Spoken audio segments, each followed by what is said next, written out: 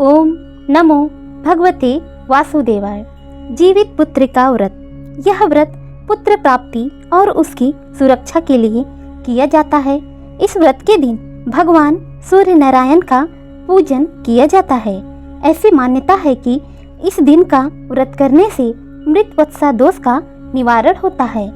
जिन स्त्रियों के पुत्र जन्म लेते ही मृत्यु को प्राप्त होते हैं या जिन माताओं के पुत्र अल्पायु में मर जाते हैं, वे महिलाएं अपने पुत्रों की लंबी आयु और उनकी सुरक्षा के लिए यह व्रत करती हैं।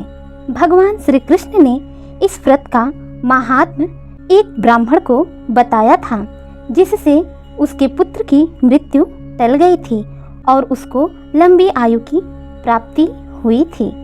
इस बार जीतिया व्रत 6 अक्टूबर 2023 दिन शुक्रवार को किया जाएगा।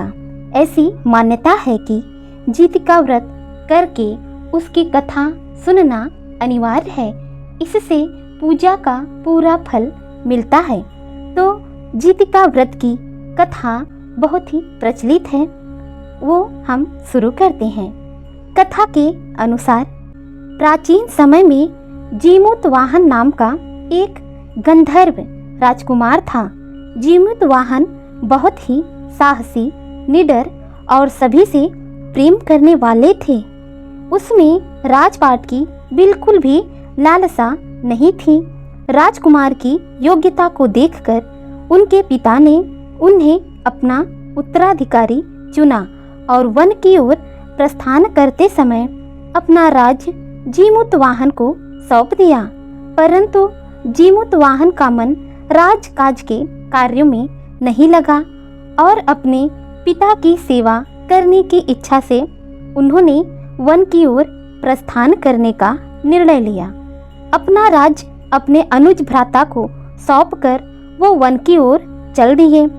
वो वन में अपने पिता की सेवा में अपना जीवन बिताने लगे। वहीं उस वन में उनकी भेंट मलयवती नाम की एक राजकन्या से हुई और फिर उन दोनों का विवाह हो गया। वो दोनों ही वन में बहुत खुश थे। प्रकृति की गोद में बड़ी खुशी से अपना जीवन बिता रहे थे। एक दिन वन में जीमूतवाहन को एक वृद्ध महिला के करुण क्रंदन की आवाज सुनाई दी। जीमूतवाहन ने उससे उसके दुख का कारण पूछा तो उस वृद्धा ने कहा, मैं एक नागवंशी हूँ। हमारे नागवंश और पक्षीराज गरुड़ के बीच एक संधि हुई थी, जिसके अंतर्गत हम नागवंशियों को प्रतिदिन पक्षीराज गरुड़ को एक नाग भोजन के लिए भेजना होता है। मेरा एक पुत्र है और कल उसको गरुड़ का भोजन बनाकर भेजा जाएगा।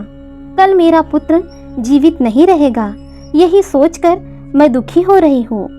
उस वृद्धा स्त्री की बात सुनकर जीमूतवाहन ने उनसे कहा, आप चिंता ना करें, मैं आपके पुत्र के जीवन की रक्षा करूंगा।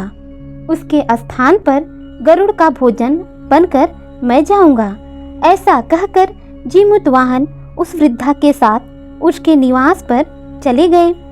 अगले दिन उस वृद्धा के पुत्र के स्थान पर स्वयं जीमूतवाहन एक वस्त्र ओढ़कर नियत स्थान पर जाकर लेट गए। पक्षीराज गरुड़ आए, उसे अपने पंजों से जकड़कर उठाकर उड़ गए। फिर एक ऊंचे स्थान पर जाकर उन्होंने उसे नीचे रखा और जैसे ही चोंच से कपड़ा हटाया तो एक जीवित इंसान को देखकर विस्मित हो गए। गरुड़ ने पूछा, तुम कौन हो और उस नाग के स्थान पर तुम वहां पर क्या कर रहे थे? तब जीमूतवाहन ने उन्हें सारा वृतांत कह सुनाया। जीमूतवाहन से सारा वृतांत जानकर गरुड़ उनके साहस और परहित के लिए अपने प्राणों तक को दांव पर लगाने पर उनसे बहुत ही प्रभावित हो गए।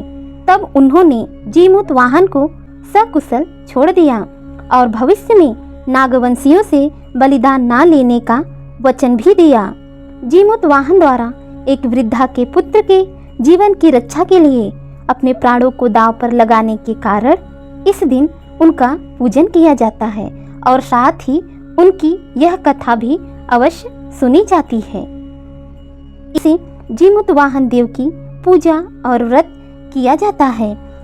इसको जितिया व्रत भी कहते हैं। पुत्र प्राप्ति, पुत्र की लंबी आयु, पुत्र की सभी मनोकामनाएं पूर्ण करने के लिए यह व्रत अवश्य करना चाहिए। आप सभी को जितिया व्रत की हार्दिक शुभकामनाएं। ओम नमो भगवते वासुदेवाय।